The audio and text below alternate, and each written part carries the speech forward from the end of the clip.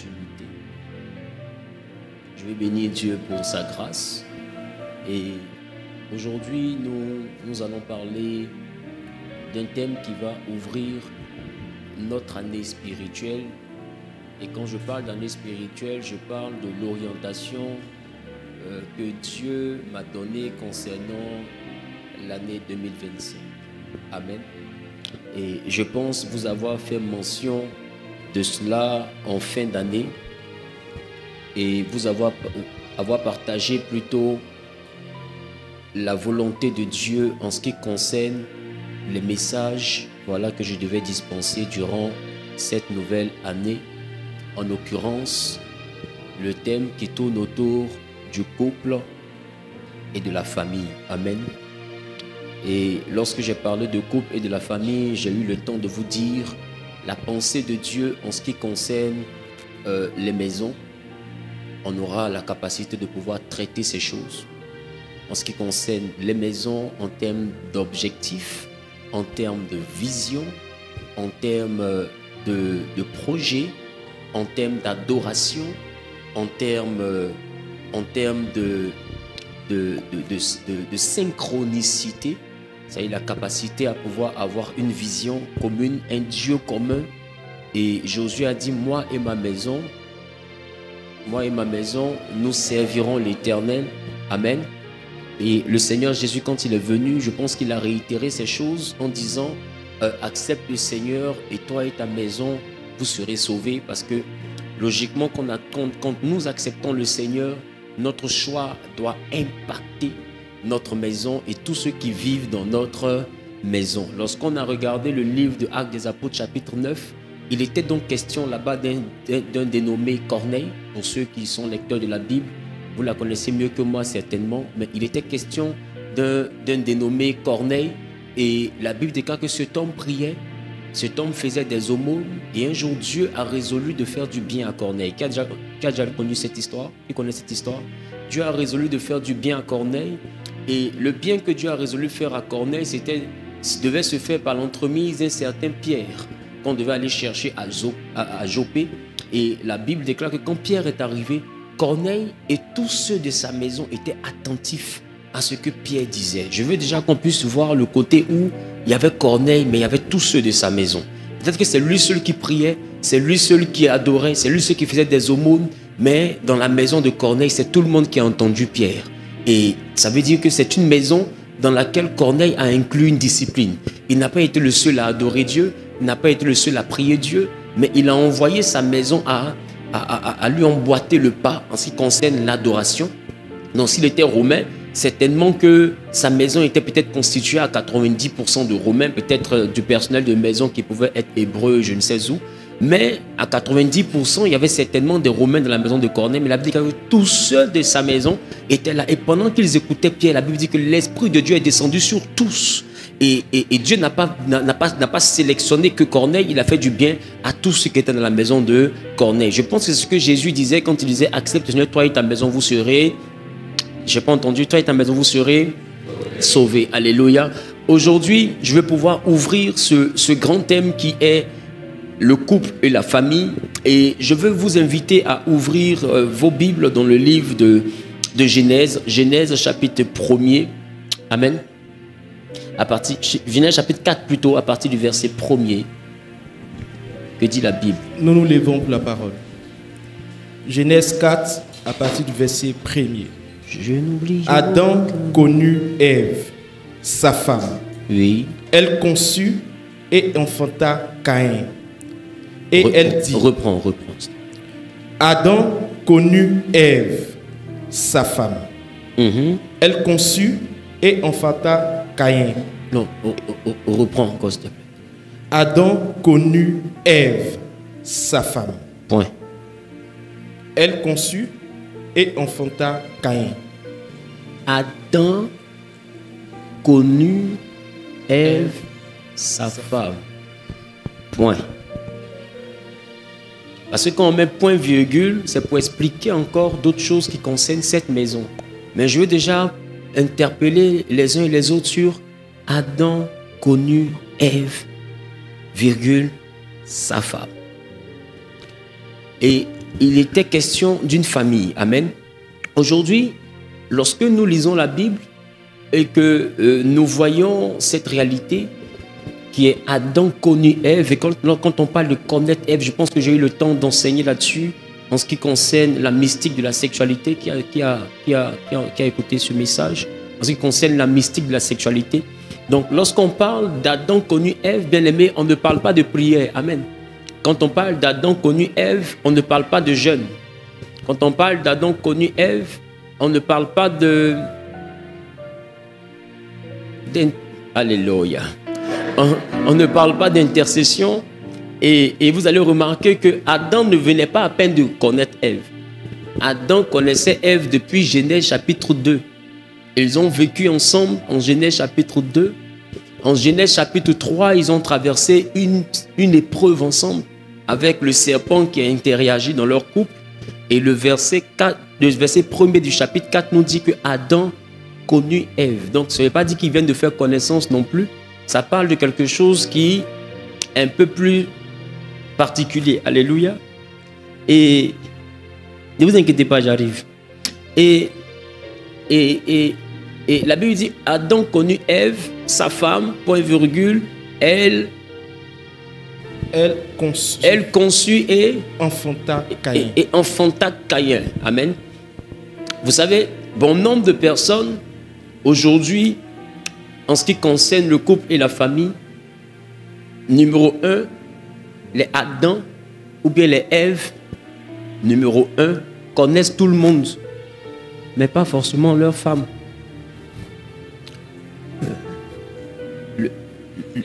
Le problème commence là. La Bible dit Adam a connu Ève, sa femme.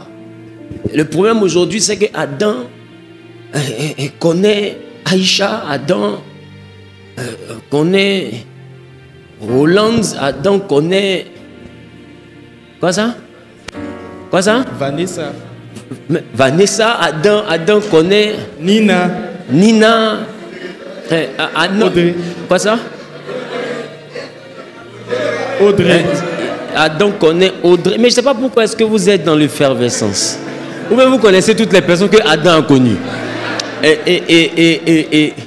Et Ève aussi, elle a connu Adam, elle a connu Olivier, elle a connu Jean-Marie, Ève a connu quand même... Donatien. Ouais, pas comme Ève a connu Donatien, voilà, Ève a connu Jean-Sylvain, Ève a connu... Bon, ça veut dire que aujourd'hui nous sommes autour de Adam qui a été connu et puis de Ève qui a été connue. Et je veux parler aujourd'hui de l'importance de l'intimité, sinon l'importance de la sexualité dans l'équilibre d'une maison. Amen. Vous savez, il y a des sujets qui aujourd'hui sont tabous, mais ce sont ces sujets-là qui créent le problème dans les maisons. Le truc n'est pas seulement de parler du ciel. Dieu, quand il a créé les cieux et la terre, je pense qu'il avait déjà vu le ciel, mais il a jugé bon de faire la terre. Nous ne sommes pas plus sages que Dieu. Et la terre répond à des normes. La terre répond à des critères. Et la terre répond à des principes. Et l'un des principes de la terre, c'était que l'homme ne devait pas être seul. Dieu lui a donc fait une aide semblable. Une aide semblable. Alléluia. Et la Bible dit que cette aide semblable, lorsqu'elle va rentrer dans la vie de Adam, Adam va la connaître. Ça veut dire qu'il y aura intimité. On va plus tard parler de Adam connaît Ève et elle conçut. Donc on peut être tenté de croire que l'intimité qu'il y a dans le couple est uniquement basée sur le principe de la conception. Uniquement pour but de concevoir. Donc d'autres vont dire Dieu nous a mis cet organe-là simplement parce que nous devons avoir des enfants. Écoutez, ça ne sert pas qu'à ça. Sinon, chaque être humain aurait mis au monde une population. Amen. Ça ne sert pas qu'à ça, et je pense que l'apôtre Paul a eu la capacité de nous le dire. Allons-y rapidement dans le livre de 1 Corinthiens, le chapitre 7. 1 Corinthiens, le chapitre 7, nous lisons le verset 5. 1 Corinthiens 7, verset 5. Oui. Ne vous privez point l'un de l'autre, si ce n'est d'un commun accord pour un temps, afin de vaquer à la prière, puis retourner ensemble, de peur que Satan ne vous tente par votre incontinence. Alléluia. Amen. Donc Paul dit au verset 5. Au verset 5 plutôt de 1 Corinthiens chapitre 7, 6 et 7, Paul dit, allons-y. 6. Je dis cela par condescendance. Verset 7. Verset 7. Oui. Je voudrais que tous les hommes fussent comme moi. Il dit, je voudrais que tous les hommes fussent comme moi. Mais chacun tient de Dieu un don particulier. Chacun tient de Dieu un don particulier. Verset 9. Mais s'il manque de continence, s'il manque de continence, qu'il se marie. Qu'il se marie. Car il vaut mieux se marier. Mieux se marier que de brûler. Que de brûler. Paul dit, lui, il a reçu un don particulier. Et les théologiens disent que Paul, en tant que pharisien, se serait donc marié et aurait été soit veuf du fait d'avoir perdu sa femme, ou Paul se serait séparé de sa femme parce que celle-ci serait restée fidèle au pharisianisme. Et puisque lui migrait vers la vie chrétienne, cela a peut-être créé une rupture. Et l'apôtre Paul a donc décidé de ne plus se marier. Il a donc renoncé au mariage dans le but de servir son Dieu. Et Paul dit, lui conseille aux veuves, lui conseille aux frères, mais ils disent il n'en fait pas un ordre. Voilà, il n'en fait pas un ordre, il en fait, c'est juste un conseil propre, ça ne vient pas de Dieu ce qu'il est en train de dire, mais il dit en tant qu'homme fait de chair que selon lui, il est mieux que nous restions comme ça, comme lui. Mais celui qui a de l'incontinence, c'est-à-dire que celui qui a des besoins physiologiques qu'il n'arrive pas à gérer, qu'il se marie. Parce que vaut mieux se marier que de brûler. Donc l'apôtre Paul est donc en train de faire tourner le mariage autour du besoin physiologique, autour d'un besoin d'intimité. Il est en train de dire que celui qui parmi vous a un besoin d'intimité constant, vaut mieux se marier que de papillonner jusqu'au point de perdre sa vie, jusqu'au point de perdre son intimité. Donc l'apôtre Paul résume donc le mariage à un acte d'intimité. Et il dit, lui selon lui, il a reçu un don, mais il reconnaît que tout le monde n'a pas cette capacité. Cela veut faire comprendre que la sexualité devient un élément central. Parce que quand on prend le temps et on analyse, on peut arriver à la conclusion que dans le foyer, on peut causer avec d'autres personnes sans avoir péché. On peut faire affaire avec d'autres personnes sans avoir péché. On peut se lier d'amitié avec d'autres personnes sans avoir péché. On peut être aidé, soutenu dans la vie par d'autres personnes sans avoir péché. Mais on ne peut pas avoir de sexualité avec d'autres personnes sans avoir péché. Donc l'élément qui est le centre nerveux, qui est le centre du système que constitue le foyer, s'appelle la sexualité. Paul dit, si vous devez vous marier, que ce soit pour une question d'incontinence. Sinon, lui, il conseille de rester seul. C'est parce que Paul est sûr que tous les autres objectifs, on peut les atteindre étant seul. Est-ce que vous comprenez ce que je dis? Tous les autres objectifs, on peut les atteindre étant seul. Il y a des choses qu'on peut réaliser étant seul. Mais la chose qu'on ne peut pas réaliser seul est dans l'intimité. Paul a accompli sa destinée. Et quand on regarde plus tard, Paul va comme sensibiliser les gens parce qu'il va faire comprendre que celui qui se marie ne peut pas totalement servir le Seigneur à 100%. Parce que le mariage aussi devient en lui-même un autre ministère auquel il doit prendre part. Mais pour le moment, je vais me limiter d'abord à Adam connu Ève. Premier point que je veux pouvoir traiter dans Adam connu Ève, je veux déjà parler de l'avantage de la virginité.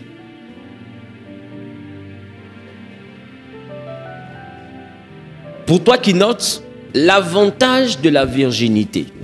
Je vais d'abord partir du cas le plus innocent et dégrader, évoluer jusqu'à arriver au cas le plus complexe et déboucher au cas qu'on appelle le mariage. Donc suivez très bien mon développement.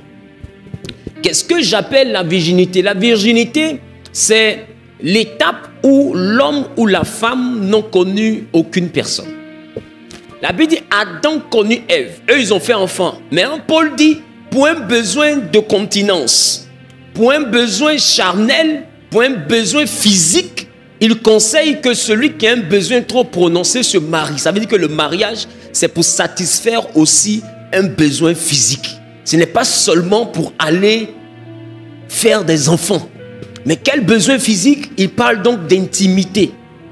Et nous avons pu voir au verset 5, il dit, ne vous privez point l'un de l'autre si ce n'est d'un commun accord. Donc Paul est en train de dire, si monsieur a besoin de toi, parce que là il parle de mariage, ou si madame a besoin de toi, ne vous privez pas l'un à l'autre.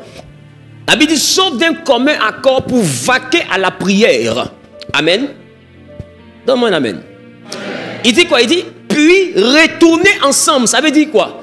Il dit, vous devez, d'un commun accord, arrêter de peinchoin et que ce soit pour vaquer à la prière. Et une fois que vous avez fini de prier, il dit, retournez vite ensemble. Ça veut dire quoi? Aller au salon? Ça veut dire quoi? Aller manger? Non, les gars, parlons. Quoi ça? Il dit, retournez vite ensemble. Et il précise, il dit quoi? Il dit, de peur que Satan ne vous tente par votre incontinence. Ça veut dire que l'intimité entre un homme et sa femme n'a pas pour unique but de faire des enfants, mais ça a aussi pour but d'envoyer l'homme à ne pas être exposé à des tentations et la femme à ne pas être exposée à la tentation. C'est pourquoi il dit, ne vous privez pas l'un de l'autre. Ça veut dire quoi? Aussi longtemps que besoin se fait sentir, il faut agir puissamment. Là, je ne parle pas des célibataires. Paul dit, c'est pourquoi j'ai dit Adam connut Ève, virgule, sa femme.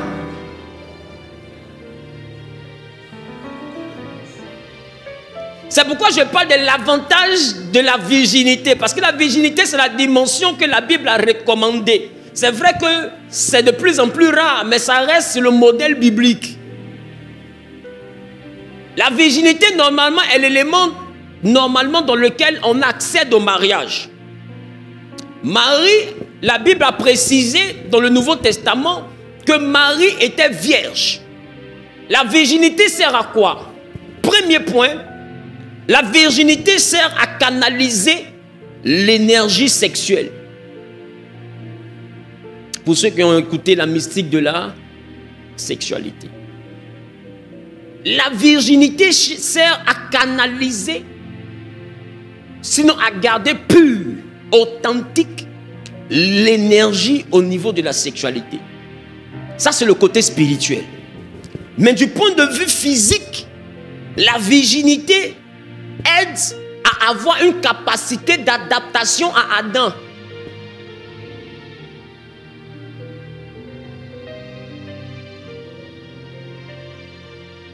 Ça veut dire qu'une personne qui n'a jamais connu personne a plus de facilité à pouvoir s'équilibrer dans un foyer. Pourquoi? Parce que ce que tu as parti trouver dans le foyer là, c'est ça que tu connais. Tu ne connais pas Jet Li.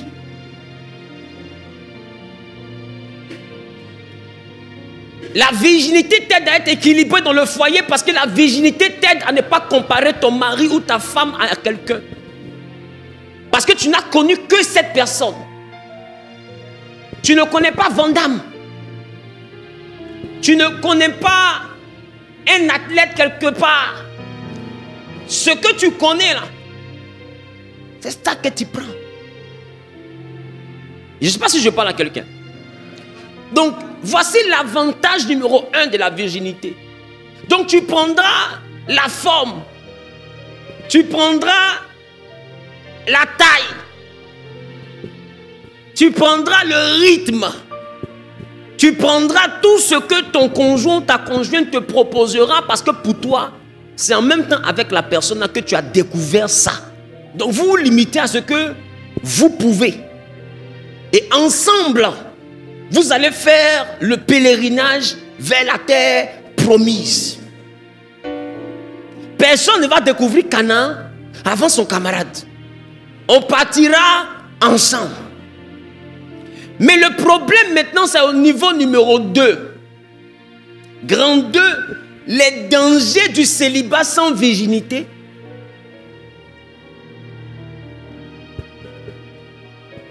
Ni sanctification. Virginité, je parle de ceux qui ont été dépucellés. Sanctification, je parle de ceux qui sont dans l'église qui pataugent. Au fait, si on te pose la question, tu fais du mal à Dieu. Mais est-ce que tu sais qu'il y a des personnes qui sont couchées avec leur mari et qui pensent à quelqu'un d'autre? Parce que celui qui te touche s'écrit en toi. La personne avec qui tu es s'imprime en toi. Le danger, c'est que tu ne peux pas facilement t'adapter parce que si jamais avant de te marier, tu as déjà connu Canaan et que ton mari est encore dans le désert, des fois c'est difficile de retourner dans le désert pour aller prendre ton mari pour le mener à Canaan. Tu es déjà à Canaan, donc du coup, tu vas rechercher quelqu'un qui peut te maintenir à Canaan. Et tu vas aller tomber sur quelqu'un qui n'a pas la même expérience que toi. Donc il sera forcément en dessous de tes attentes. Qui comprend ce que j'essaie de dire? Ça va te créer du malheur. Les dangers, c'est que numéro 1, il y aura la découverte hors mariage du plaisir. Ce que Paul appelle l'incontinence. L'incontinence, là, ce n'est pas un besoin de reproduction, c'est un besoin de satisfaction. Je ne sais pas si quelqu'un comprend ce que je dis. Quand Paul dit retournez rapidement ensemble, ce n'est pas pour faire des enfants, c'est pour vous satisfaire. Pour ne pas que le feu sexuel, le feu de l'intimité vous consume et vous envoie à sauter la clôture. Je ne sais pas si on se comprend. Non, il dit ne vous privez pas l'un à l'autre. C'est-à-dire que même dans les périodes de palabre, la Bible dit le jour où vous privez, ça doit être parce que vous devez prier. Mais je vais arriver au couple au dernier étage. Donne-moi un amen.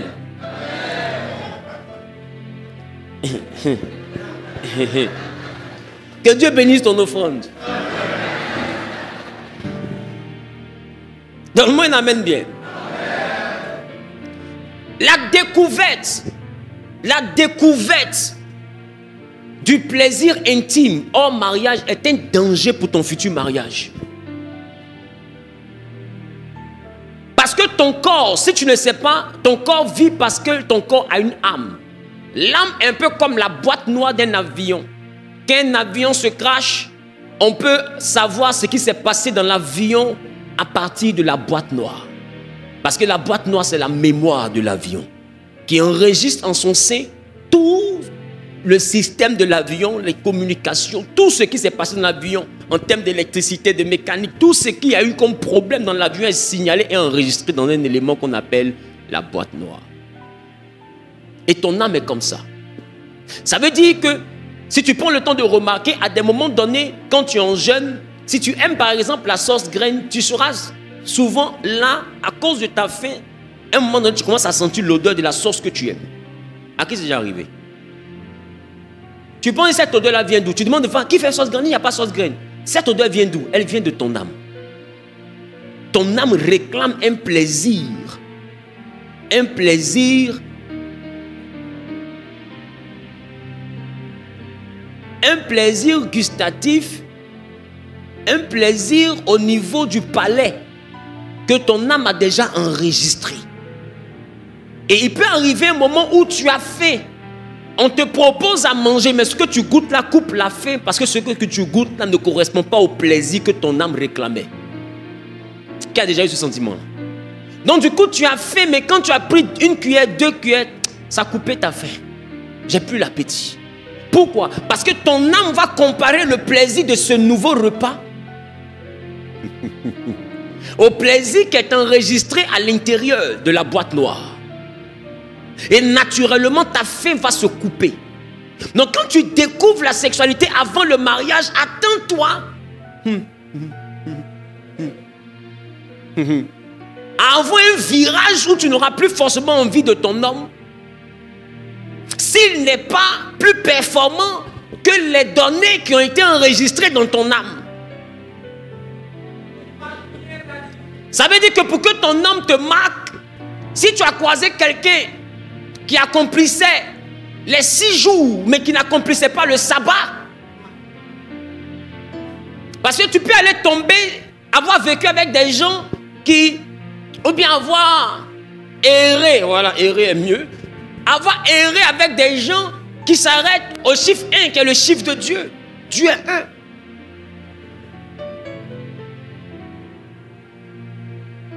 Après le chiffre 1, tu peux avoir croisé quelqu'un qui a le chiffre du témoignage. Le témoignage de 2 est vérité, dit la Bible. Donc lui, il arrive à 2, sa Bible est finie. Il y en a d'autres qui arrivent jusqu'au temps de la résurrection de Jésus. Jésus est ressorti le 3e jour. Et puis il y a un autre, lui, va jusqu'au tombeau de Lazare. Lazare est sorti le 4e jour. Donc, tu peux trouver des personnes... Quelqu'un d'autre peut t'envoyer au chiffre de la grâce, qui est le chiffre 5. Et tu peux avoir croisé peut-être un gourou dans ta vie. C'est lui qui t'envoie au chiffre de la domination. Le chiffre 6, qui est le chiffre de l'homme. Mais tu n'as jamais connu le chiffre 7. Si ton mari t'épouse, ou bien ta femme t'épouse, et qu'elle arrive à t'envoyer au chiffre 7, alors c'est cette donnée-là que ton âme va prendre et c'est cette personne que ton cœur va accepter. Qui comprend ce que je dis? Maintenant, si tu épouses quelqu'un qui n'arrive pas à aller au chiffre 4, c'est-à-dire que toi, tu es un homme, tu es habitué aux gens qui font des jets de rage quand les voisins entendent le bruit. C'est-à-dire, on ne sait pas si c'est hélicoptère.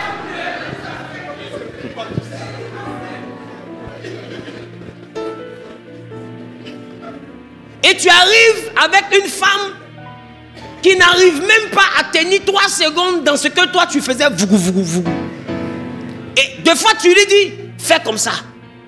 Essaie. Mais elle essaie, elle est essoufflée, elle ne peut pas. À un moment donné, tu peux ne plus avoir envie d'elle. Parce que ton âme va enregistrer, comme tu as fait, ton âme va enregistrer que le repas que tu es en train de manger ne vaut pas le repas que tu cherchais. Voilà comment d'autres finissent par ne plus se toucher à la maison. Ce n'est pas parce qu'il ne t'aime pas. Il a faim, il t'aime. Mais ce qu'il goûte là ne correspond pas à sa faim. C'est juste le repas qu'il n'aurait pas voulu manger. Mais c'est le repas qui est là. Il y a des hommes qui n'ont pas de faiblesse sexuelle. Le problème, c'est que la personne qui est en face n'est pas le repas.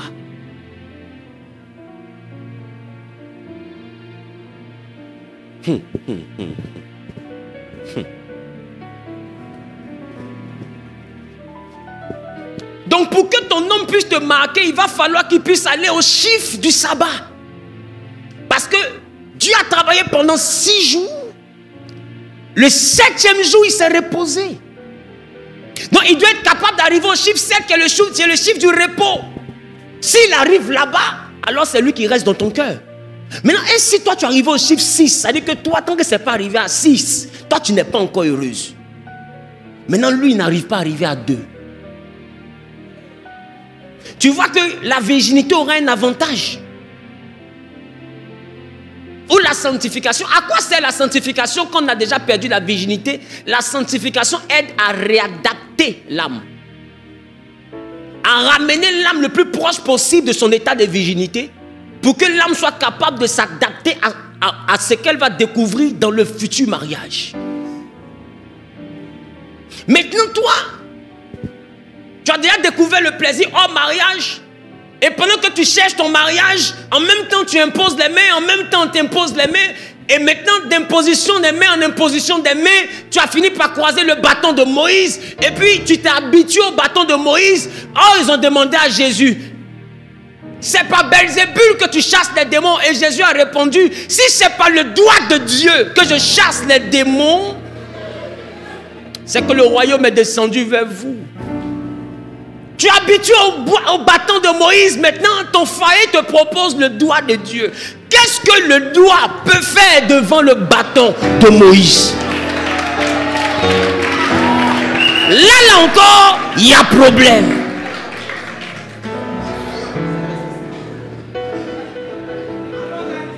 Parce que c'est la forme du bâton. Donc quand le doigt de Dieu arrive, c'est ça que la Bible dit, le peuple a tourné en rond dans le désert. Pendant 40 ans.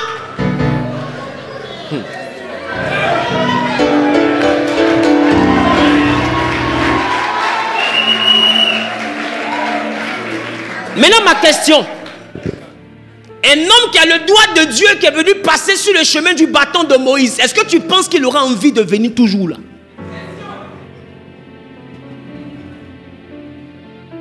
Il y a une chose que tu risques de commencer à faire à cause de la honte. C'est la simulation. Mais le problème, c'est que de tous ceux qui ont le bâton, personne ne t'a marié, mais c'est le doigt là qui t'a marié. Donc qu'est-ce que tu fais? Tu te retrouves en train d'être couché avec le doigt de Dieu en pensant au bâton de Moïse. Oh, le bâton de Moïse a commencé en Égypte, dans le monde.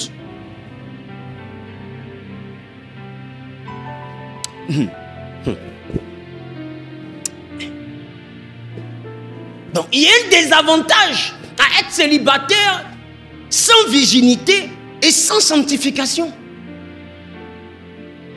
Parce que laisse-moi te dire, tout ce que tu es en train de crier en toi va parler contre toi dans un foyer. Tout. Il n'y a rien qui va te laisser.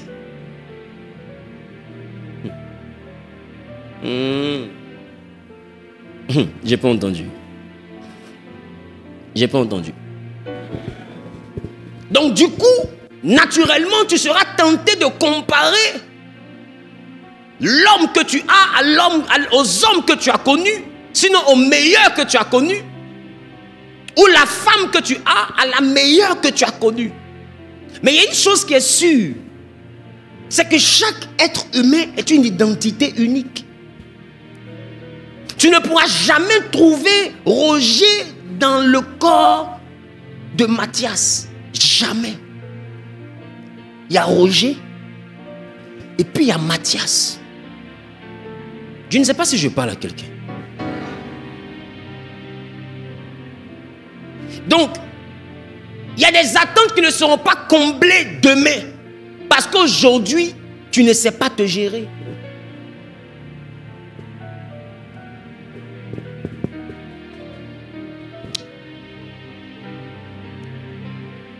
Et quand tu sais, je peux commencer à parler? Quand tu sais que c'est comme ça, il y a une chose que vous devez être capable de faire.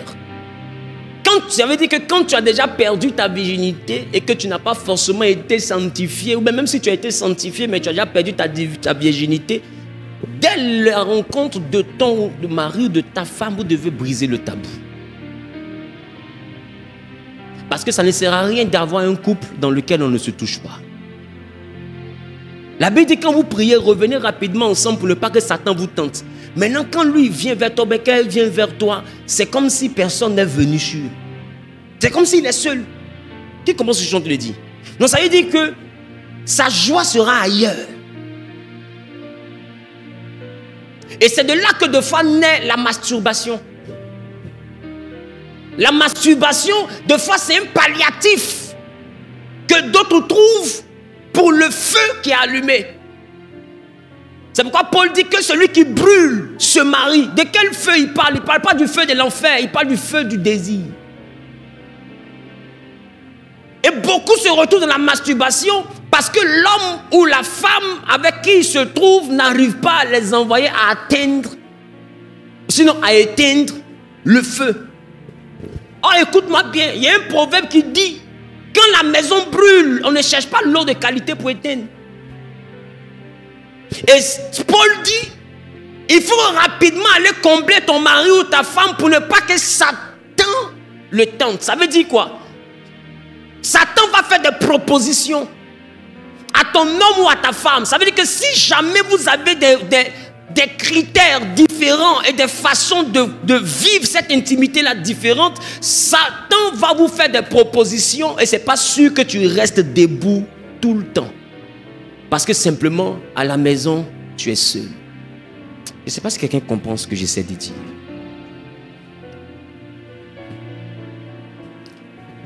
Alors, première solution, quand deux personnes qui ont déjà eu des expériences se rencontrent, vous devez briser le tabou. C'est quoi j'appelle briser le tabou? Vous devez parler. Il ne faut pas dire, non, qu'est-ce qu'il va penser de moi? Non, qu'est-ce qu'elle va penser de moi? Parce que le problème, c'est que des gens qui ont perdu la virginité, quand ils se rencontrent, ils parlent comme s'ils étaient restés vierges.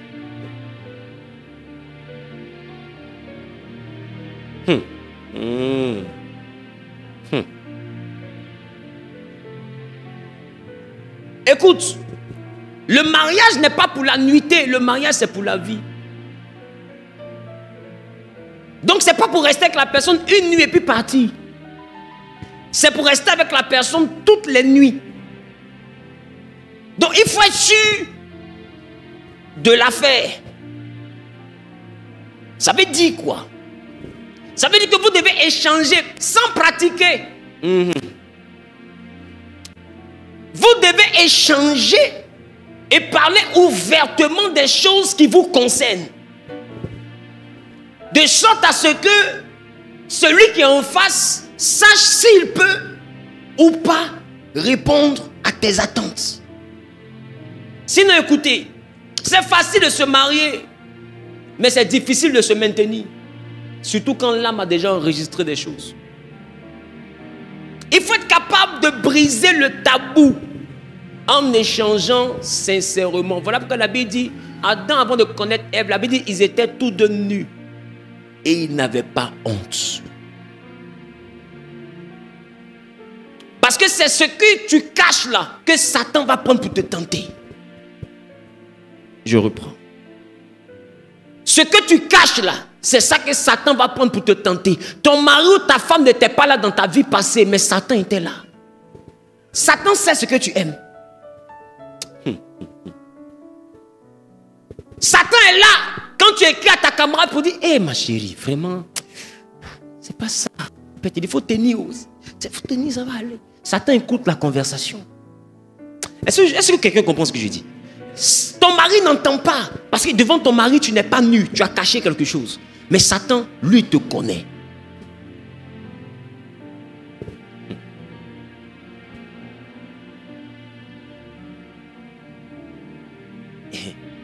Et il peut arriver que tu ne parles pas du doigt de Dieu. Et que tu ne parles pas non plus du bâton de Moïse. Et puis, tu souffres dans ton foyer. Puis un jour, tu es en train de passer comme ça. Et puis le jardinier pissa.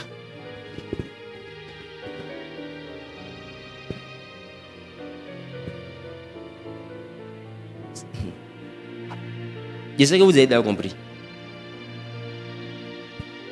Ton mari ne sait pas que c'est ça là que tu cherches. Ce qui fait que des fois tu es nerveuse là. C'est ça. Lui il a le doigt. Toi tu cherches le bâton.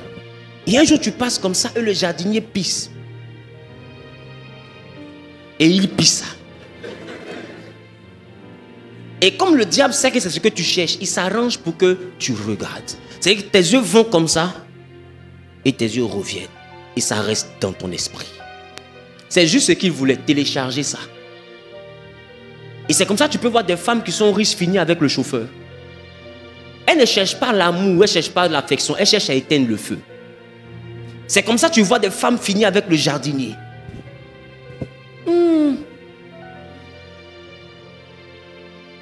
Lorsqu'on parle de feu, on ne parle plus d'argent. Sinon, des cadres ne seraient pas sortis des servantes. Est-ce que vous savez qu'il y a des servantes qui ont cassé le foyer? Parce qu'il a le doigt, il arrive. Ou bien il n'a pas le doigt, il arrive. Lui, il a habitué au chiffre 5.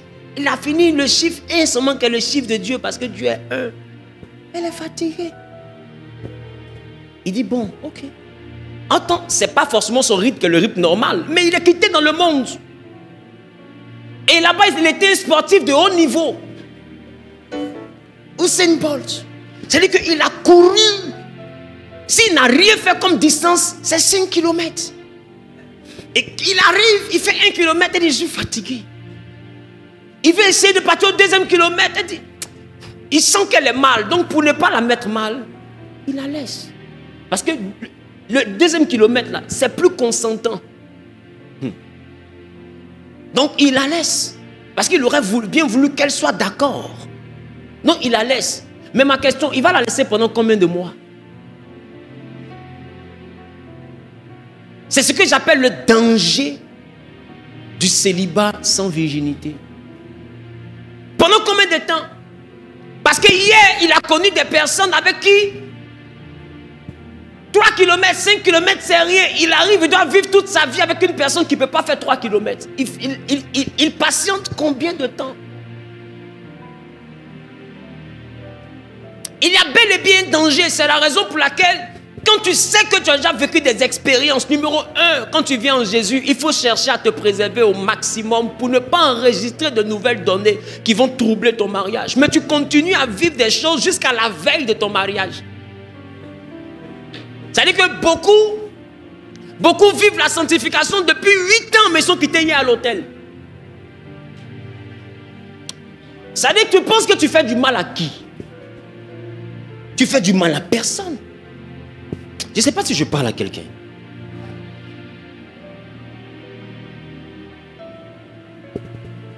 Dis à ton voisin, il faut donc trouver un palliatif.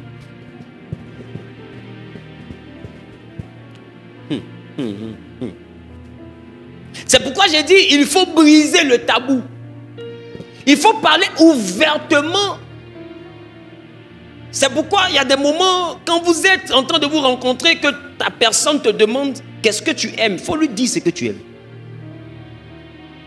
Mais c'est là que beaucoup se disent, si j'ai dit que j'aime ça là, elle va me juger. Elle aussi. Je suis censé être chrétienne, donc il faut que je reste dans ce qui est normal. Or, tu es censé être chrétienne, mais tu sais que tu n'as pas vécu tout le temps comme une chrétienne. Et ton âme ne connaît pas la Bible, ton âme connaît ta vie. Et à un moment donné, les versets bibliques ne peuvent pas satisfaire ton âme. C'est ta vie qui rattrape ton âme. Ce n'est pas la Bible. Et je ne sais pas si je parle à quelqu'un. C'est pourquoi j'ai dit, il faut briser le tabou. Et briser le tabou, si tu es en face de quelqu'un qui t'aime, vous allez trouver une solution. Mais vaut mieux une séparation sincère qu'une poursuite hypocrite. Et le problème, c'est là. Adam demande à Ève, qu'est-ce que tu aimes? Et Ève n'est pas nue, elle cache. Ève demande à Adam, qu'est-ce que tu préfères? Adam dit, tout. C'est toi que je préfère. Quand je ne te vois pas, je ne peux pas dormir. Ok. Maintenant, tu arrives là-bas, on te dit, voici Ève, tu dors, parce qu'elle t'énerve. Ce que tu as vu là, ça ne correspond pas à ce que tu cherchais. Est-ce que tu comprends ce que je dis? Mais le problème, c'est que ce n'est pas une go, c'est ta femme. Donc, comment tu fais? Comment tu fais? Tu risques de finir par laisser ta femme au salon pour aller chercher une go. Parce que le feu là est là, il faut l'éteindre. Et je ne sais pas si quelqu'un comprend ce que je suis en train de dire. Il y a un danger à patauger avant le mariage. Donc il faut briser le tabou. Aujourd'hui, beaucoup de foyers souffrent en silence, mais ne peuvent pas parler parce que dès le début, on n'a pas dit que c'est ce qu'on aime et on se dit que si on ouvre la bouche maintenant, ou bien dès le départ, si on parle, on sera jugé. Mais ne se marie pas que pour faire des enfants et l'intimité ne sert pas qu'à mettre des jumeaux au monde. Ça sert aussi à équilibrer ton homme ou à équilibrer ta femme. Donc si ce que tu fais là ne peut pas éteindre le feu, il y a un problème. Il y en a qui savent que Lazare est malade. Et puis ils sont dans sanctification et qu'ils sont se marier. Maintenant, on se met devant le tombeau. Lazare, sors! Lazare sort pas.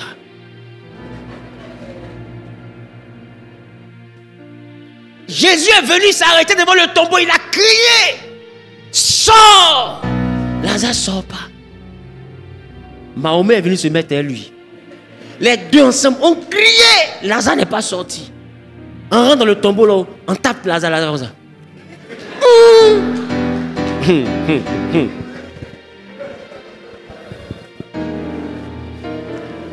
En se trouvé Lazare poussé démarrer. Oh, la sœur, elle s'est effectivement consacrée depuis 5 ans. Chaque nuit, elle se souvenait de ce que son âme lui ramenait comme information, mais elle s'est dit, c'est mieux de garder ma sainteté. Et elle s'est dit, le jour où je vais me marier, c'est gâté. Non, ça veut que le même donne le micro pour dire oui, mais elle oublie qu'elle doit dire oui, parce qu'elle s'est dit, on n'a qu'à faire vite, on va quitter ici. Le soir arrive, elle va tomber sur la nourriture frélatée. Pourquoi? Parce que dans le célibat, le monsieur voulait montrer ses performances. Et là, je vais parler aux hommes. Toi, tu n'es pas encore marié, c'est toi qui bois à tôté. C'est toi qui bois Viagra. Non, il a tué la soeur là. Écoute, je ne sais pas. Tu es Pilate. Tu l'as tué comment? Mais est-ce que tu sais que ce sont les femmes qui font venir les bébés au monde? Je reprends. Je suis sûr que tu n'as pas compris. Mais il y a une femme qui a compris. Ce sont les femmes qui font venir les bébés au monde. Le jour où tu vas être dans une salle où un bébé vient au monde, ton humilité va commencer. Tu vas comprendre que mon ami, tu ne peux rien inventer. Tu n'as pas fabriqué le soleil, tu n'as pas créé la lune. Tu ne peux rien faire. Tu vas faire seulement que ce que tu peux faire. Tu ne peux pas décoller, tu ne peux pas enlever, tu ne peux pas déplacer. Tu ne peux que faire ce que tu peux faire. Donc dans ton impudicité, tu es dedans. Mon ami, tu es à l'entraînement. Le vrai match n'a pas encore commencé. Le vrai match, c'est dans ton mariage. Ça aura servi à quoi de contenter toutes les femmes du quartier et tu arrives dans ton propre mariage. Tu es devenu poussé démarrer. Aujourd'hui, beaucoup d'hommes à 30 ans, 40 ans ont ce problème. Pourquoi? Parce que la Bible dit sanctifiez-vous, ils n'écoutent pas. Ils prennent des potions, cuidant ici, cola ici, sport. Tu les montres et fais sport, là, c'est pas pour rien. C'est pour augmenter son cardio. Parce qu'il a remarqué que quand il s'en va là-bas, quand il fait il est essoufflé, il dit je m'en vais. Je reviens. Il est sur vélo là. Faut dire non, lui là-bas, il est sportif. Ce à quoi il pense là, si t'as expliqué, tu vas t'énerver.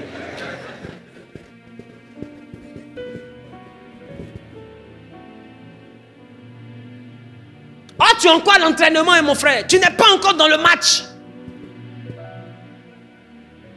Et demain, tu vas te retrouver dans un foyer où Lazare ne pourra pas sortir du tombeau. Et c'est là que tu vas comprendre la vie. Paul dit, retournez rapidement ensemble. Mais il y en a là, on retourne ensemble, mais c'est comme si personne n'est retourné ensemble. Parce que ce que mon âme recherche, ce n'est pas ce que tu proposes. Je ne sais pas si je parle à quelqu'un. Dis à ton voisin, brise la glace. Il faut parler. Parce que où tu es quitté là, il y a une façon dont les gens te touchaient là-bas. Quand tu arrives devant le monsieur là, il faut parler. Lui, il parle en langue. Il est dans le groupe d'intercession.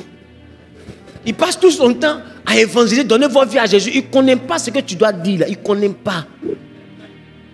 Donc lui, il vient, il est comme Adam. Adam connu Ève. Point. Ça veut dire que... Est-ce que tu as compris ce qu'il dit là?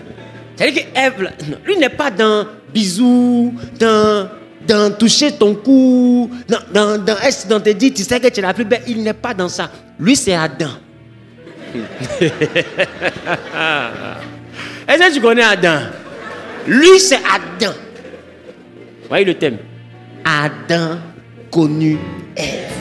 Point. Full stop.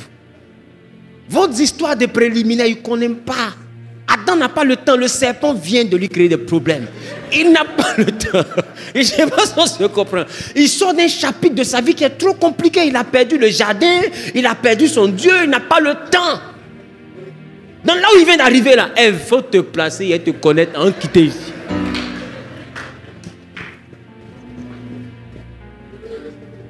Mais c'est ça aussi. Quand tu es Adam, là, et que toi, ton travail, c'est devenu connaître Ève et puis de partir là. Quand Ève n'est pas contente, c'est fruits tu as mangé. Ah ouais. Parce que la qualité de ton repas là dépend de comment tu vas connaître Ève.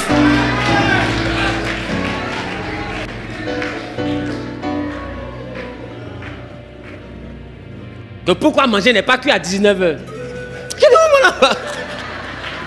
Si c'est à cause de monsieur, tu vas manger demain. Tu fais quel travail ici et puis on te nourrit.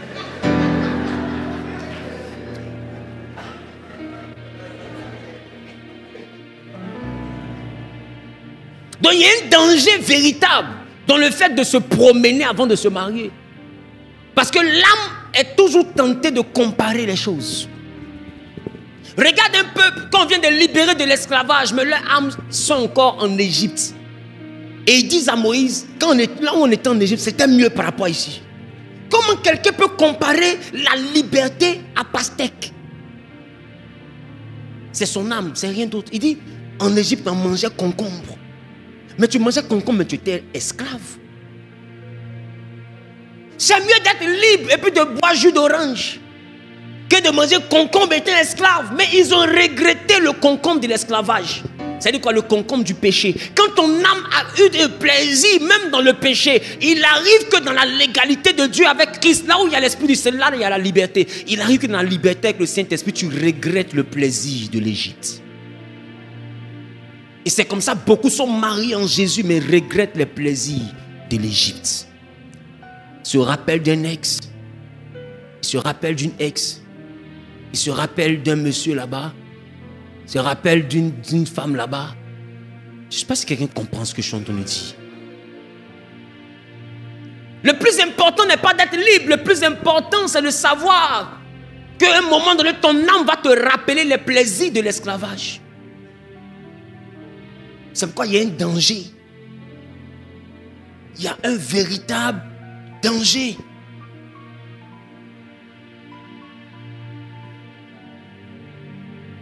Parce que toi, tu es célibataire. Et toi, tout ton truc là, tu es en train de chercher le bâton de Moïse. Quand tu regardes un homme net, tu le salues, tu regardes son pantalon. Regarde ton comportement. T'as comment il a ça? Il faut regarder ses doigts. En fonction de ses doigts, tu peux savoir. Bon, maintenant tu as fini de soulever tous les pilons de la Côte d'Ivoire. Donc c'est que tu as pris aussi la forme de ces bois-là. Et tu arrives dans ton foyer, tu croises le doigt de Dieu. Tu fais comment? Et le doigt de Dieu aussi te croise. C'est-à-dire que la Bible dit, en Exode chapitre 14, Dieu a dit à Moïse, gardez le silence, je combattrai pour vous. Il a dit à Moïse, lève ton bâton et fends la mer.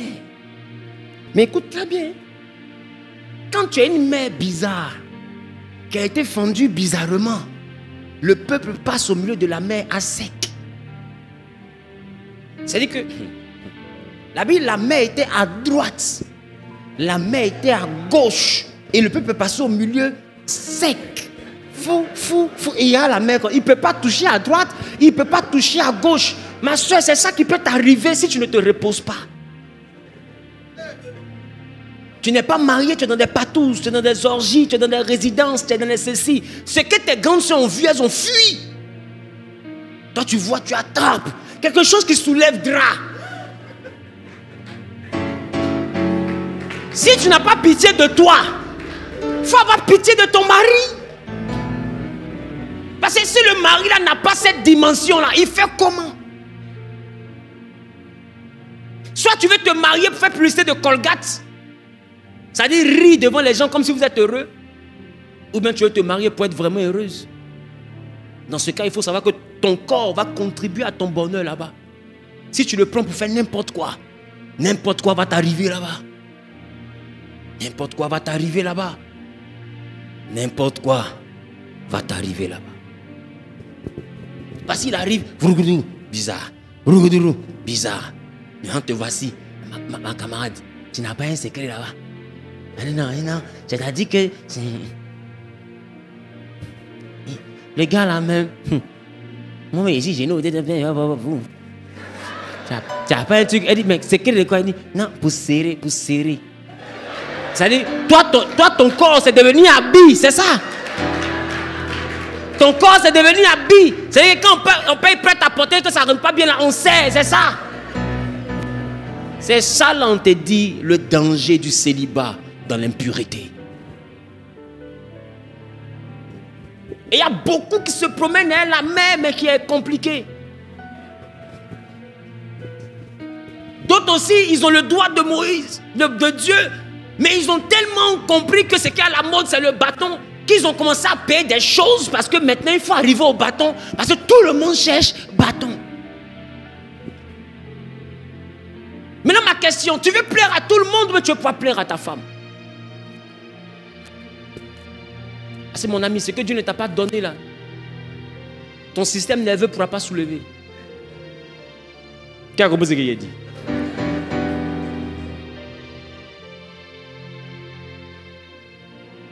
C'est-à-dire ton système nerveux va puiser dans ses ressources pour soulever ça un mois, 2 mois, 3 mois. À un moment donné, là, le système est fatigué. Et ça ne ressuscite plus. Tu es mort. Maintenant, que sert-il à un homme de gagner le monde s'il a perdu son âme? Tout l'argent que tu es en train de faire là, c'est pourquoi?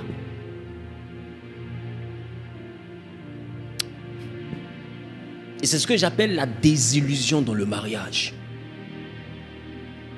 Parce que beaucoup vont miroiter un bonheur extraordinaire, mais vont se retrouver dans quelque chose de particulier.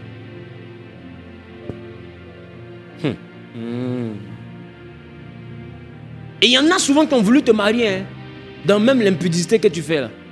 Mais le problème, c'est que ce qu'ils ont trouvé là ne leur plaît pas. Ils t'ont quitté sans te dire pourquoi ils sont partis. Parce que ça ne correspond pas à ce qu'ils recherchent. Qui comprend ce que je dis? Il y a un danger. Il y a un véritable danger dans le fait de patauger. C'est ce que j'appelle le danger de quoi?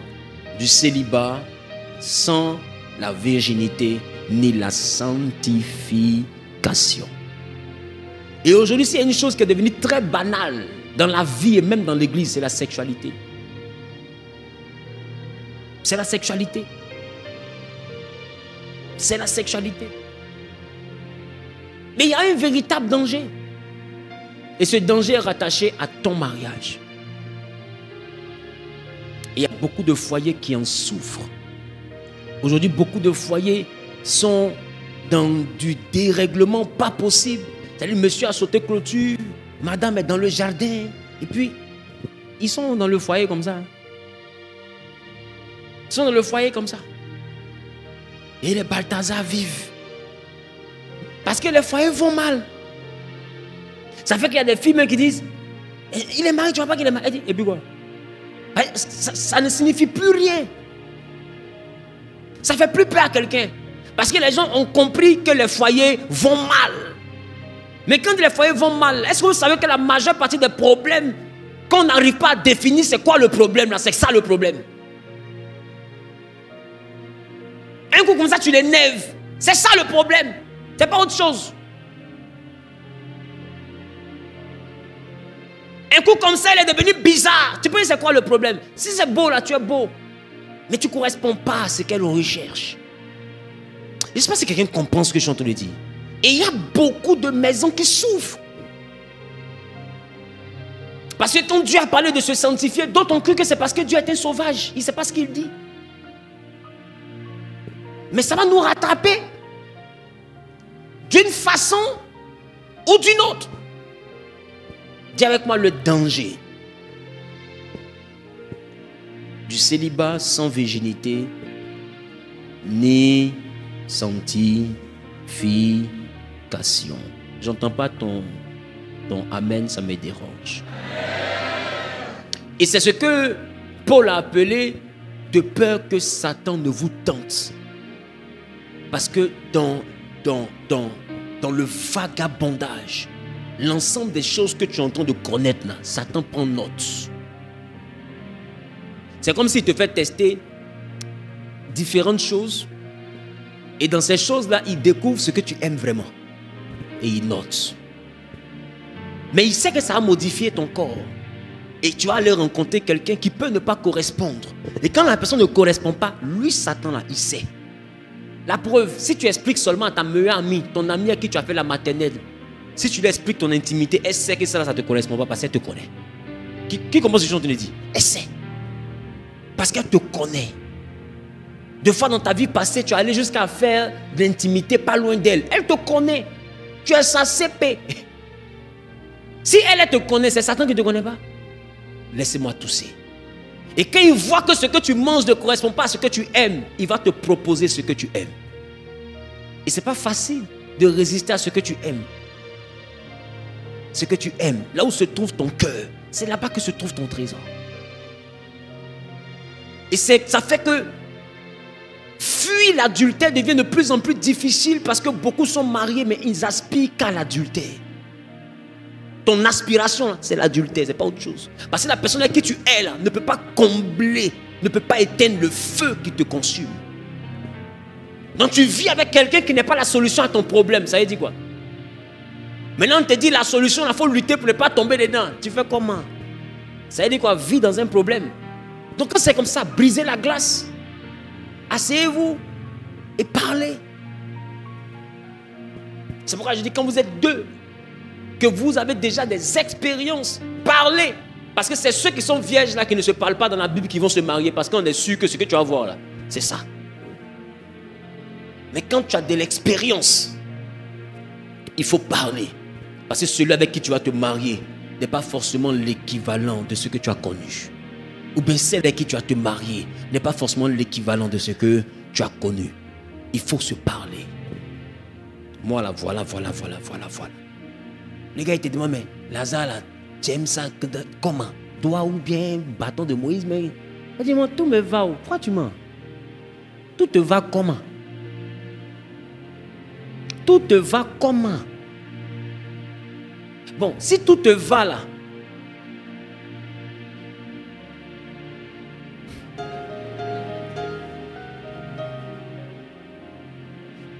si tout te va là, c'est qu'il y a dans ton placard là, pourquoi ça a cette forme là?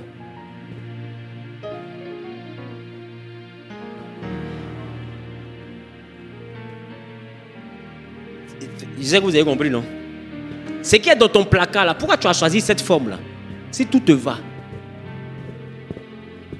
Écoute, on ment dans un village qu'on traverse. On ne ment pas dans la maison où on habite. Parce que ça va te rattraper. Faut parler. Faut parler.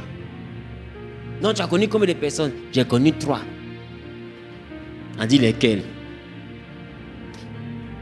Mon premier. Après ça, il y a eu un autre. Et puis après un autre là, il y a eu celui qui vient de laisser là. Et puis maintenant après, c'est toi. Mon ami, tu sais faire multiplication? Et si tu me réponds oui, il faut multiplier par 10. Peut-être que tu as tombé sur le chiffre. Et je ne pense pas que quelque chose qui commence par un mensonge va continuer dans la vérité. Ils étaient nus. Ils n'en avaient pas honte. Aujourd'hui, beaucoup de maisons ont des problèmes. Parce que le vrai problème, c'est l'intimité.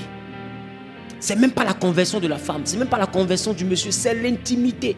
Et l'intimité, là, remet en cause les conversions parce que ça envoie la femme à se comporter comme une inconvertie et le monsieur à se comporter comme un inconverti.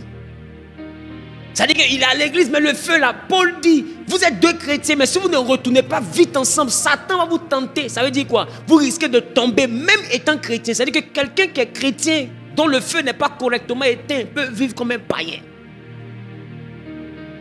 Je ne sais pas si vous comprenez ce que j'ai entendu dire. La seule chose qui peut réparer ça, ce n'est pas le Saint-Esprit. Paul n'a pas dit prier pour avoir le Saint-Esprit, il dit retournez vite ensemble. Ne pense pas que le Saint-Esprit peut effacer le désir sexuel.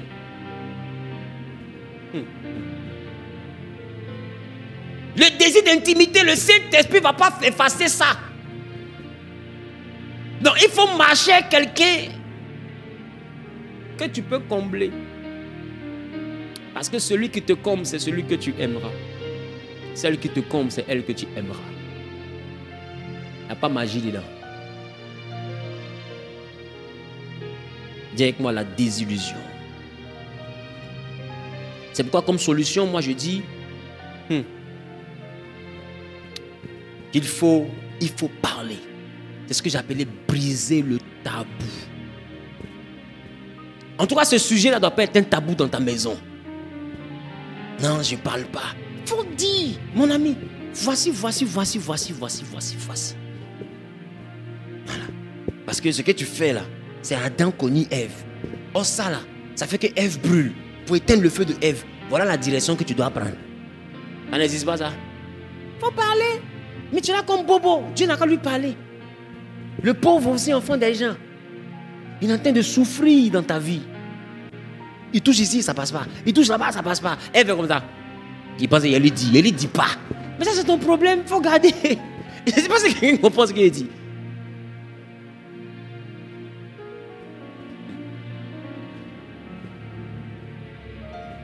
Dis à ton voisin, il faut parler. Dis à ta voisine, il faut parler. C'est pas tout Dieu va nous révéler. Amen. Amen. Amen. C'est pourquoi j'ai mis ça en 3 points quand 2 personnes qui ont déjà eu des expériences se rencontrent. Numéro 1, briser le tabou. Numéro 2, échanger sur votre intimité. Amen. Et vos attentes en ce qui concerne votre conjoint. Il faut échanger. Numéro 3, il faut être ouvert à des compromis. Il faut échanger. Tu peux être quitté d'un endroit où on te faisait des choses compliquées et ces choses compliquées l'ont fini par créer en toi une forme de plaisir, mais c'est du vice. Dieu ne marche pas avec ça.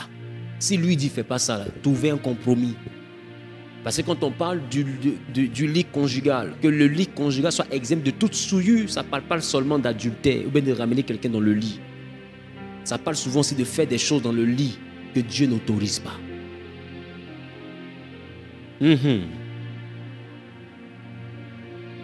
Parce qu'il y a des gens qui ont atteint un niveau de péché où quand il couche avec sa femme, il n'a pas de plaisir. Mais c'est quand quelqu'un d'autre couche avec sa femme que lui prend son plaisir. Qui sait que ça existe? Et d'autres payent des gens pour coucher avec leurs femmes. Ça existe, hein? Ah bon, d'accord. Il y en a d'autres qui ne peuvent pas se satisfaire seuls. Il faut d'abord qu'il soit avec sa femme plus 2 autres personnes. Cette configuration, c'est ça qui l'envoie à toucher son plaisir. Mon frère, tu as besoin de te convertir. Ça là, ça ne marche pas.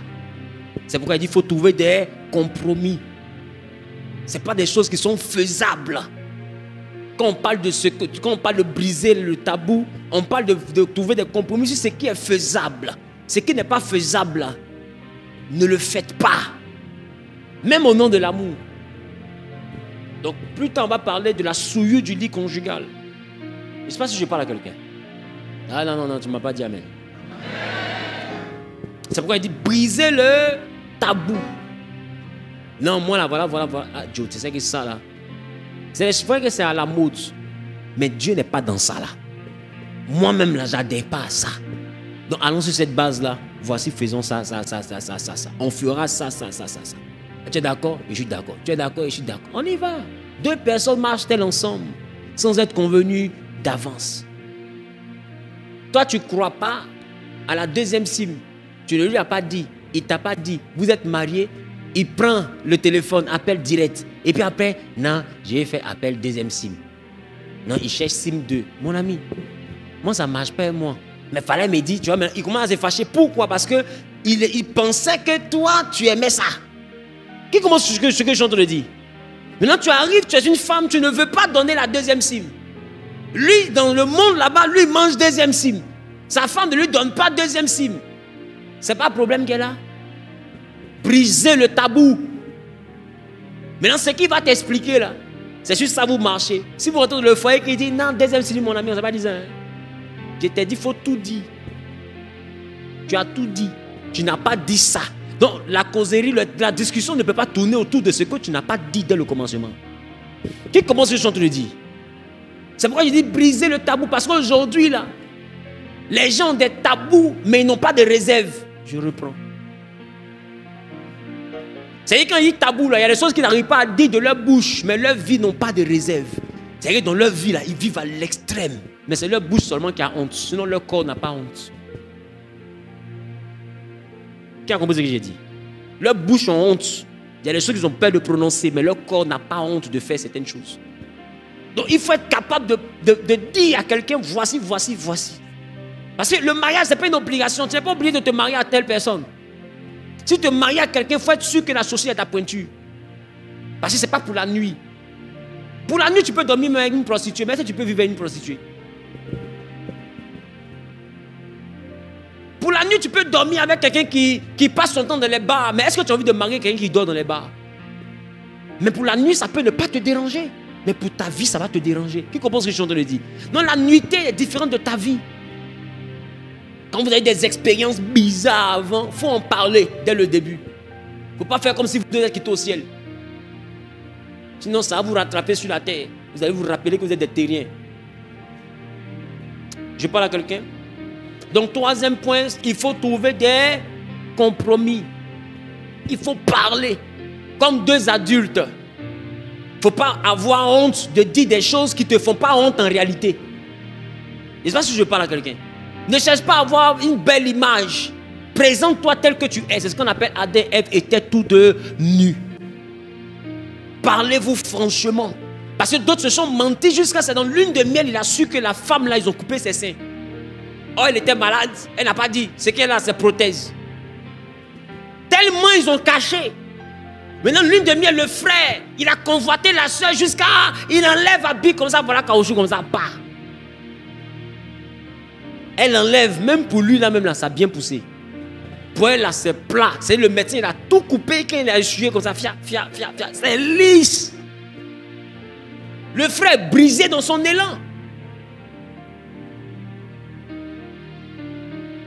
Il a fini de marier la soeur, il regarde les lèvres, il dit waouh, de toute façon, il a embrassé le gars là, c'est pas possible. Il dort, il se réveille, il arrive dans la douche, il voit dans un verre. Au début, il n'a pas bien compris, il dit non.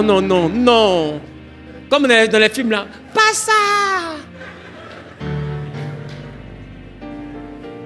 Et puis quelqu'un a répondu au bout là-bas, c'est ça. Diago là n'a pas d'en haut. Elle n'a pas dit. Son dentier là, c'est ça qui est là. C'est ça on appelle tu n'étais pas nu. Maintenant, est-ce que lui dans sa vie là, il t'a dit qu'il voulait marier quelqu'un qui n'a pas de gardien? Fallait lui dire. C'est ça que j'appelle briser la glace. Tu dois te mettre nu. Parce qu'il va rentrer dans le mariage et puis il voit qu'il n'y a pas d'en haut. Qui t'a dit qu'il a envie d'embrasser Kaoujou? Il faut le lui dire. Si son cœur accepte, c'est qu'il dit oui à tout ça. Il sait dans quoi il s'engage. Parce que l'intimité, il y a ta bouche dedans. L'intimité là, dis à ta voisine, il y a ta bouche dedans. Voilà. Et la configuration de ta bouche, ça peut lui plaire, comme ça peut ne pas lui plaire. Mais en tout cas, quand il a dit oui, là, il avait vu dedans. Tu comprends? Fallait lui dire, Joe, en réalité, j'ai eu tel accident, voilà. Donc, je porte un appareil. Ok. Enlève, je vais voir. Écoutez, de toutes les manières, dans la maison là-bas, un jour, tu vas enlever. Il faut que je sache si je peux supporter.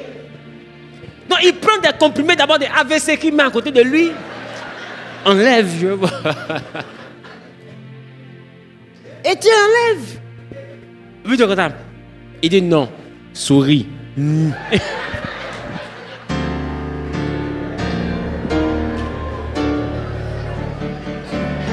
Il regarde. Si ça peut aller, il sait. Si ça peut pas aller, il sait. C'est ce qu'on appelle, ils étaient tous deux nus. Mais il y en a qui ont caché que Lazare est malade. Elle ne sait pas que Lazare est malade. Elle pense que tu es un être humain vivant. Et que ton Dieu est vivant. Oh, Dieu est mort dans ta vie. Tu es incapable de la soumettre. Ben, c'est aussi ça la soumission. Mon ami, une femme que tu ne peux pas soumettre ne va pas se soumettre. Jamais. Parce que qui va essayer de te perdre là, elle s'en fout, elle ne sait pas ce qu'elle a perdu en fait. Qui compose ce que je te dis? Parce qu'en réalité, quand elle calcule tout là, elle n'a rien perdu. Va.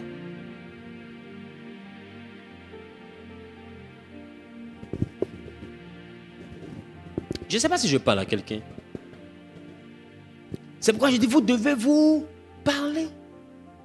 C'est de même que tu as eu une opération où on t'a retiré des tombes. Tu ne dis pas à quelqu'un que tu t'en le marié. Il est là, il prie pour un enfant. Toi aussi tu pries. Tu es mauvaise comment? Non, si je lui dis là, peut-être qu'il va plus vouloir me marier. Non, parce qu'il peut ne pas te marier, donc tu lui mens. La Bible, ils étaient tous deux nus. La nudité, ce n'est pas le fait de se déshabiller, c'est le fait de se dévoiler. Parce que celui que tu vas marier, là, si tu lui as pas dit dès le début que ton papa est menuisier, s'il te marie forcé, il va savoir. Ça veut dire quoi, ta vie là, il faut présenter ça à la personne avec qui tu veux faire ta vie. S'il t'aime là, il va te prendre. Rahab là, elle était prostituée, c'est écrit dans la Bible, Rahab la prostituée. Mais l'ancêtre de Jésus qui était un homme élevé l'a mariée. Vrai ou faux? Elle est devenue l'arrière-grand-mère de David qui était roi. On précise, elle était prostituée. Mais quelqu'un connaissant son histoire, savait où on l'avait pris, savait qu'on l'avait récupéré à Jéricho. Tout le monde savait ça en Israël. Mais la prostituée, il y a quelqu'un qui l'a mariée. Quand quelqu'un te veut là, il te prend. Quand quelqu'un ne te veut pas, même quand tu marches dans l'eau, il dit tu soulèves la poussière. Si quelqu'un ne te veut pas, il ne te veut pas, il n'y a pas de magie dans ça. Soit Miss Monde, il va dire tu es trop mince. Soit Poutou, il va dire tu es trop grosse. Soit jeune, il va dire tu es trop petite. Soit vieille, tu as trop vieilli. Parce qu'en réalité, il ne te veut pas. Il faut qu'il trouve un prétexte pour se débarrasser de toi. Je ne sais pas si je parle à quelqu'un. Donc celui que tu vas vivre là, ou bien celle que tu vas vivre là, ce que tu es là, c'est ce qu'elle recherche. Parce que le mariage là, c'est la réponse à notre recherche. Ce que je recherche. Quand Salomon vous dit, j'ai eu 1000 femmes, mais je n'ai pas trouvé une femme parmi les 1000, ça fait peur.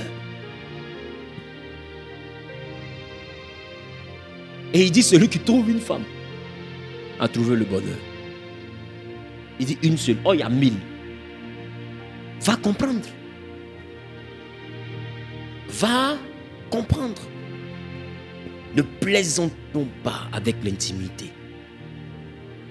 Alléluia. J'ai pas entendu. Si ça servait seulement qu'à faire des enfants, Dieu n'aurait pas mis autant de plaisir là-bas. Parce qu'il n'y a aucun plaisir à mettre un enfant au monde. Qui comprend ce que je dis? Ça veut dire que cet appareil-là, il n'est pas fait que pour mettre au monde. Dans la mystique de la sexualité, on a compris un peu tous les transferts qui peuvent se faire par cet organe. Et laissez-moi vous dire, votre épanouissement sexuel aussi dégage une autre dimension Votre épanouissement intime dégage une autre dimension de manifestation.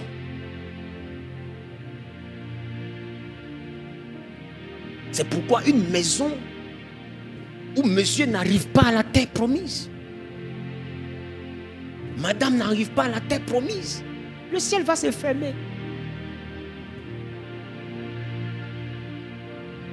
Ça peut choquer ce que je dis, hein? Mais bientôt je vais en parler.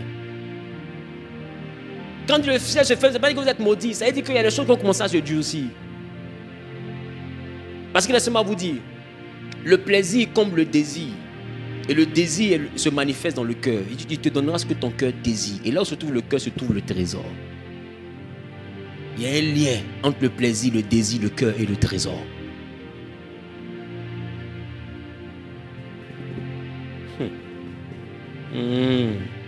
Quand il y a plaisir, il y a désir. Quand il y a désir, il y a cœur. Là où il y a cœur, il y a trésor. Et là où il y a trésor, se cachent les grâces. Les grâces ne peuvent pas se déployer si le désir n'est pas comblé par le plaisir. C'est pourquoi là où le cœur souffre, là où la personne souffre, il y a des portes qui se refermeront naturellement parce que son plaisir n'est plus manifesté. Donc son désir se serre, son cœur se referme et son trésor se condamne.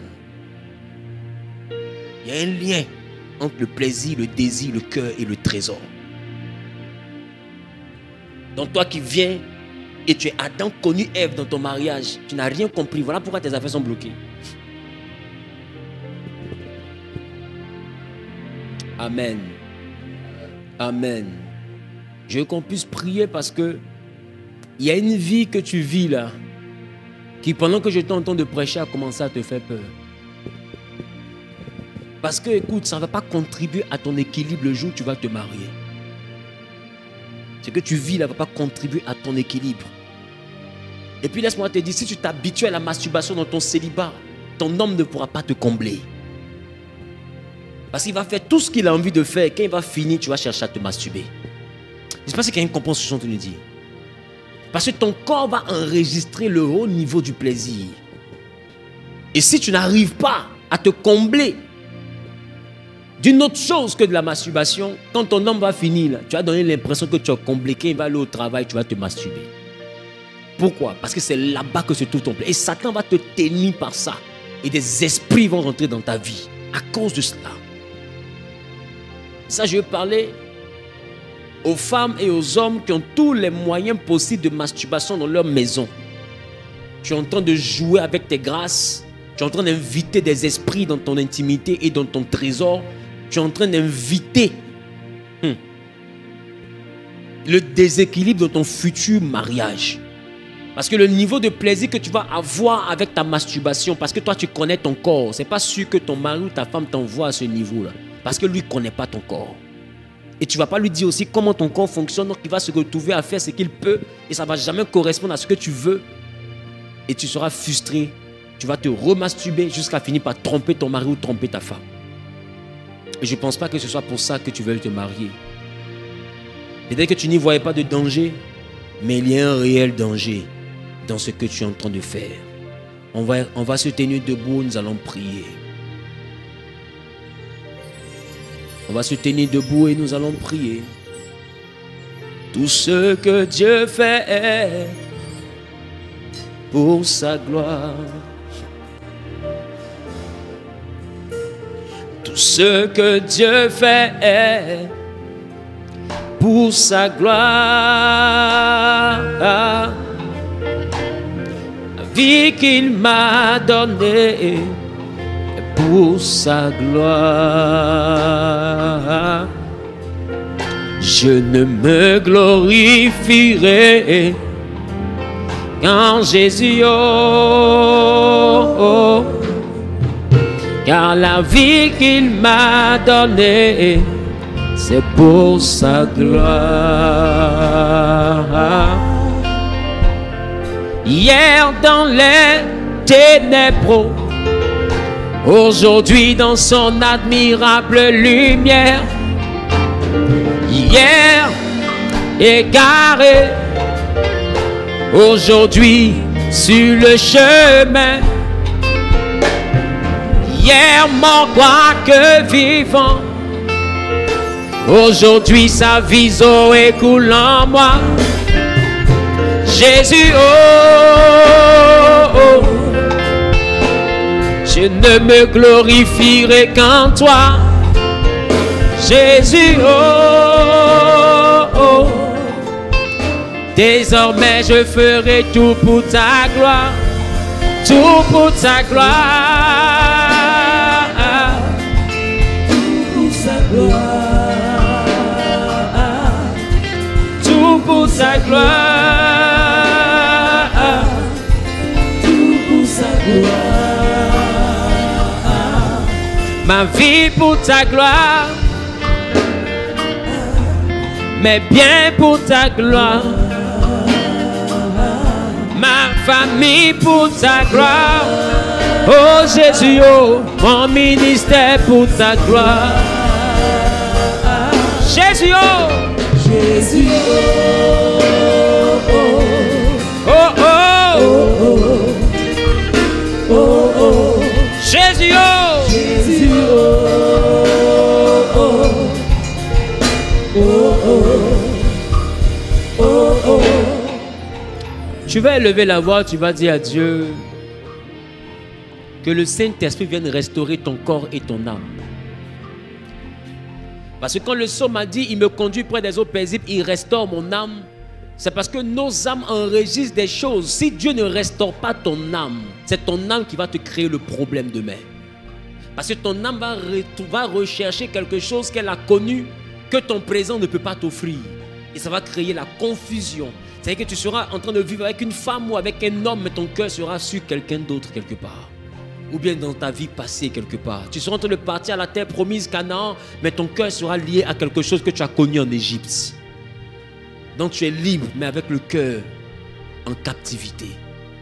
Et tu es dans un foyer. Dis avec moi, Père, restaure mon âme.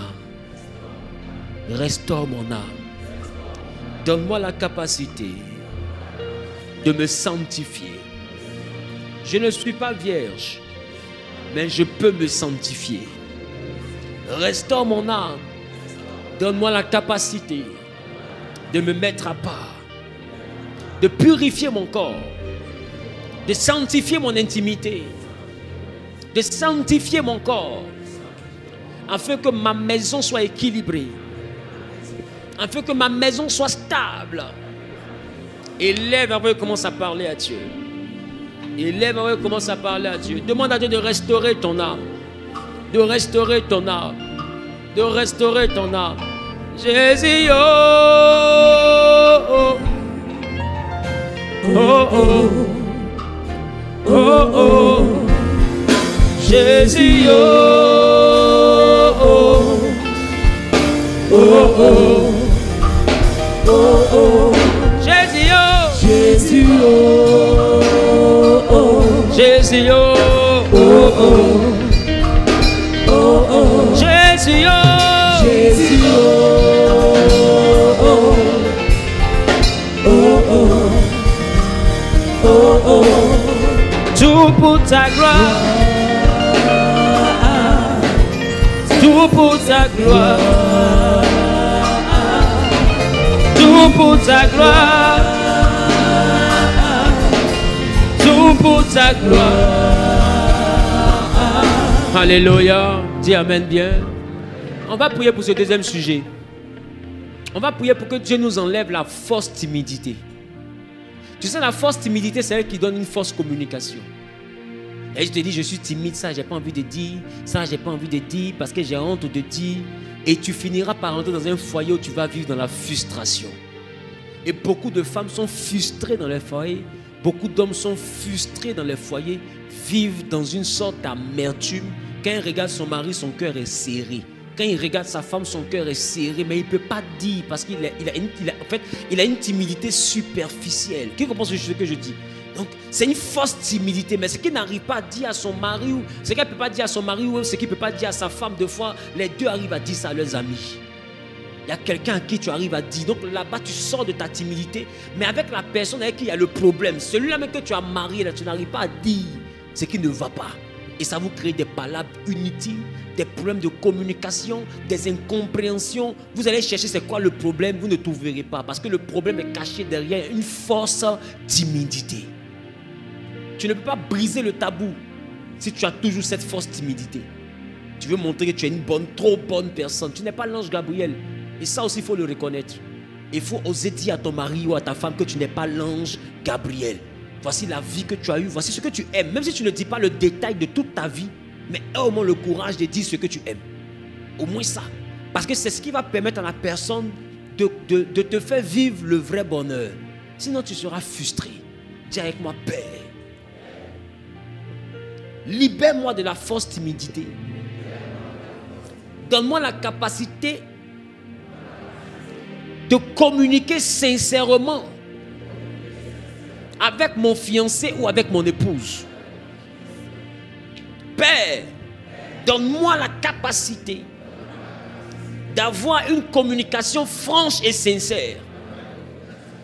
Car je refuse de vivre dans une maison où je suis frustré intimement. Je refuse de vivre dans cette frustration des temps modernes. Cette frustration dans les foyers, dans les maisons, dans les cœurs. Je la refuse dans ma maison. Je la refuse dans mon futur foyer. Au nom de Jésus-Christ. Élève avec eux, commence à parler à Dieu. Qu'il te donne la capacité de communiquer, la capacité de parler. Qu'il te donne de pouvoir parler et de pouvoir dire ce qui peut arranger ta maison et ce qui peut te permettre de bâtir un foyer solide dans le futur. Ma vie pour ta gloire, mais bien pour ta gloire. Ma famille pour ta gloire. Oh Jésus, oh, mon ministère pour ta gloire. Jésus, oh, Jésus, oh, oh, oh, oh, oh, oh, Jésus, oh, oh, oh, oh, oh, oh. Alléluia. Alléluia. Tu vas dire à Dieu qu'il fasse que tu sois le bonheur de ton partenaire ou de ta partenaire. La personne que tu marieras, que Dieu fasse de toi son bonheur. Ou la personne que tu vas marier, que Dieu fasse de toi son bonheur. C'est-à-dire que cette personne se retrouve comblée par ta personne. Que cette personne se retrouve satisfaite par ta personne. Que son cœur ne cherche aucune autre personne que toi. Que tu sois la réponse à ses recherches. C'est la réponse à ses prières. Et lève la voix et commence à parler à Dieu. Ça ne sert à rien de marier une personne pour qui tu n'es pas la réponse à sa prière. Et lève la voix et parle à Dieu. J'ai recours à toi, Seigneur. Je veux crier à toi pour ta fidélité.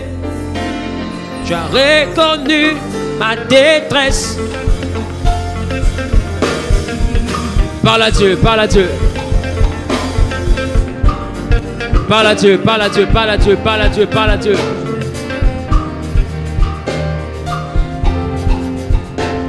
Tu as reconnu ma détresse.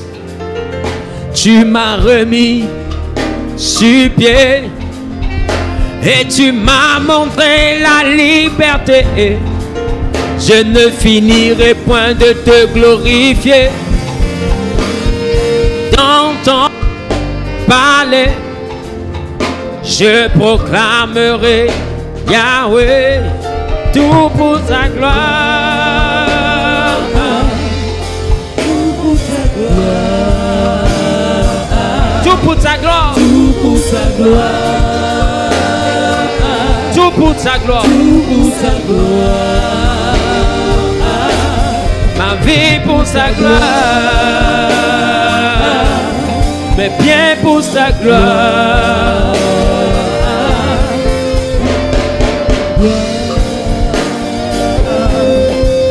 Quelqu'un a dit Amen bien.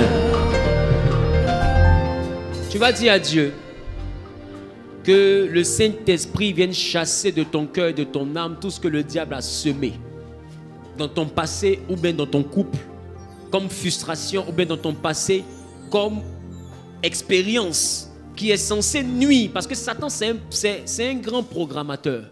Il y a des choses qu'il te fait faire maintenant, il sait que ça va nuire à ta vie sentimentale demain. Il sait. Parce qu'il sait. Il a l'expérience. Dis à Dieu de te donner la capacité de vaincre tout ce que Satan t'a fait connaître, qui est censé déséquilibrer ta vie sentimentale, déséquilibrer ton foyer. Élève la voix et commence à parler à Dieu. Élève la voix et commence à parler à Dieu.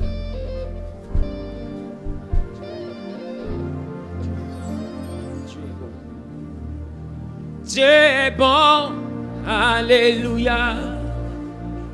Dieu est bon, alléluia. Dieu est bon, alléluia. Il est bon, alléluia. Dieu est bon, alléluia. Papa est bon, alléluia. Dieu est bon, alléluia. Il m'a restauré, alléluia. J'étais malade, alléluia. Jésus m'a guéri, alléluia. Dieu est bon, alléluia. C'est lui qui m'a sauvé, alléluia. J'étais captif, alléluia. Papa m'a délivré, alléluia. Dieu est bon, alléluia. Il m'a sauvé, alléluia. Élève la voix et dis à Dieu de retirer de toi tout ce que l'ennemi avait semé et qui était censé porter préjudice à ton futur mariage ou à ton présent mariage. Élève la voix et parle à Dieu. Prie, prie, prie dans le nom de Jésus. Prie dans le nom de Jésus. Dieu est bon, alléluia. Papa est bon, alléluia. Dieu est bon, alléluia. Il m'a sauvé, alléluia. Que Jésus soit glorifié. Je veux prier pour tous ceux qui veulent saisir la parole, pour ceux qui ont leur prémisse, qui ont leur dîme, ou bien qui veulent faire une offrande quelconque, ou bien qui ont fait un jeûne, qui ont prié, ou bien à qui Dieu a révélé de faire une action dans cette église. Venez devant rapidement, je veux prier pour vous. Pendant que vous êtes en train de venir, je veux rapidement donner une annonce. Je vais faire une annonce plutôt. Et à l'attention des uns et des autres, je souhaiterais pour une meilleure organisation, pendant que les uns et les autres arrivent, je souhaiterais pour une meilleure organisation que nous puissions repousser notre jeûne de 12 jours à une semaine. C'est-à-dire, au lieu de commencer le 10, nous commencerons le 17 et nous commencerons le 17 et nous allons terminer, et ça, nous allons terminer le vendredi 28. Amen. Nous commencerons le 17 et nous achèverons le jeûne le vendredi 28. Et par la grâce de Dieu, nous aurons peut-être le vendredi 28 juste une soirée de clôture. Et puis en un lieu que nous sommes en train de négocier là maintenant, certainement qu'avant la fin de la semaine, on aura la confirmation. Nous aurons le dimanche 2 mars un programme, amen, un programme exceptionnel qui aura lieu à partir de 14h dans un lieu. Ce sera un culte groupé avec tout le monde en un seul culte. Et puis nous allons terminer nos 12 jours ainsi. C'est vraiment ce que Dieu a mis dans mon cœur et c'est une chose que j'ai voulu porter à votre connaissance. Amen. Je prie que la grâce et la faveur soient sur votre vie. Je prie que la main de l'Éternel soit sur votre vie.